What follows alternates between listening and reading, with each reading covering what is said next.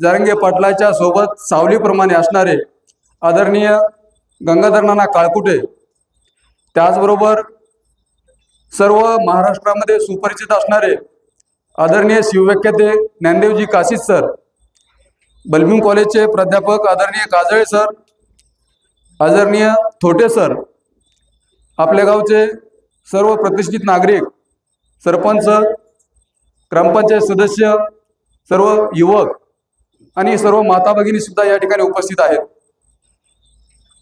भावांनो, आजचा जो या ठिकाणी जी बैठक आयोजित केलेली आहे, सर्व जिल्ह्यामध्येच अशा प्रकारच्या कॉर्नर बैठका गावोगाव जाऊन घेतल्या जात आहेत।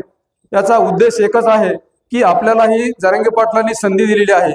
जरांगे पाटलाच्या आदेशानुसार आपण सर्वजण एकत्र आलेलो आहोत।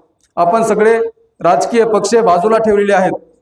एकमेव उद्देश आहे की आपण आपल्याला जो महत्त्वाचा मुद्दा आहे तो म्हणजे आपल्या आरक्षणाचा, आपल्या लेकरांच्या भविष्याचा, याच्यासाठी आपल्याला एकत्र आपण आलेलो आहोत। आणि ही एकत्र आलेली जी आपण गाठ बांधलेली आहे एकीची, ही एकीची गाठ आजही अबाधित आहे हे दाखवण्यासाठी गेल्या आंतरवली सराटीमध्ये जे आपण 1.5 कोटी जमलो होतो त्याच्यापेक्षाही आपल्याला ती आपणच मोडता येईल का याच्यासाठी आपल्याला प्रयत्न करायचा आहे। आणि उद्याच्या जी 12 तारखेला आपण जास्तीत जास्त संख्येने कशा पद्धतीने त्या ठिकाणी जाता येईल याच्यासाठी प्रयत्न करायचा आहे। कारण हा आपल्या अस्तित्वाचा प्रश्न आहे, हा आपल्या मनोजदादा जरांगे पाटलाच्या अस्तित्वाचा प्रश्न आहे।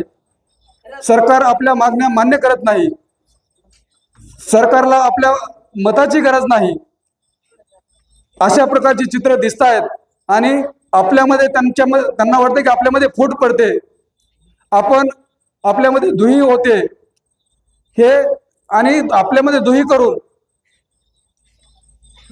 त्यांचं जे त्यांना भागवायचंय किंवा त्यांना आपल्याला टाळायचा प्रयत्न ते करतायत। म्हणजे हे सर्व म्हणजे अतिशय हातातोंडाला आलेला जो घास आहे, अगदी आपण 50% ते 60% आपल्याला आरक्षण मिळालेलं आहे, राहिलेले 40% ज्यांच्या नोंदी वगैरे सापडल्या नाहीत अशा या बांधवांसाठी आपल्याला झटायचं आहे।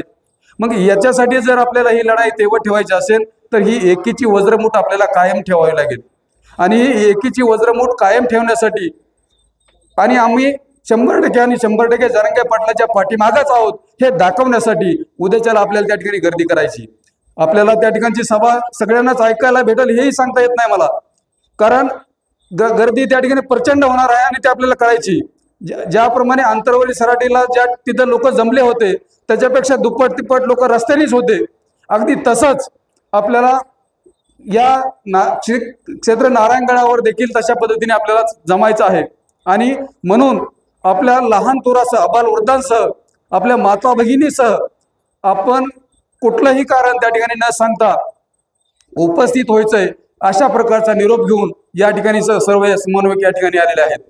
म्हणून मी बालाघाटच्या वतीनं खरंच या सर्वांचा आभार मानेल, कारण गेल्या 13 महिन्यापासून सातत्यानं कुठलाच म्हणजे अगदी पाटलाच सोबत म्हणजे घरचा कुठलाच न विचार करता नाना तर अहोरात्र सोबत आहेत।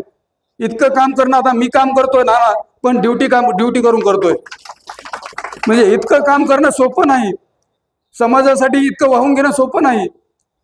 हे आपल्याला सुद्धा आपल्यामध्ये आपण समाजासाठी काहीतरी केलं पाहिजे, हे आपण यांच्यापासून काहीतरी शिकलं पाहिजे। आपण बाजूला थोडंसं हा माहोल बाजूला संपला की कुठेतरी काहीतरी राजकारणाची खोड येते आणि मग तो त्या पक्षाचा तो ह्या पक्षाचा तो असा तो तसा लगेच सुरू होते आणि आपल्यामध्ये दुही होते। आपल्याला जोपर्यंत आपल्याला आरक्षण मिळत नाही तोपर्यंत आपल्याला आपली एकी दाखवावी लागेल। ते पक्षपेक्षा सगळे तिकडे चुलीत जाऊ द्या, आपल्याला फक्त आपल्या आरक्षणाशी महत्त्व आहे। राजकारण आपण नंतर आपलं आयुष्यभर करतच राहणार आहोत, पण आपल्याला जोपर्यंत आरक्षण मिळत नाही तोपर्यंत आपल्याला तिथं एकीनं एकत्र येणं यावंच लागणार आहे। आणि त्याच्यासाठी आपण सर्वांनी आपली एकी अबाधित राहील याच्यासाठी प्रयत्न करायचे आहेत आणि जास्तीत जास्त संख्येने आपण त्या ठिकाणी उपस्थित राहायचं आहे हे विनंती करण्यासाठी या ठिकाणी आलेली मंडळी आहेत त्यांचं या ठिकाणी परत मी एकदा स्वागत करतो। आणि या ठिकाणी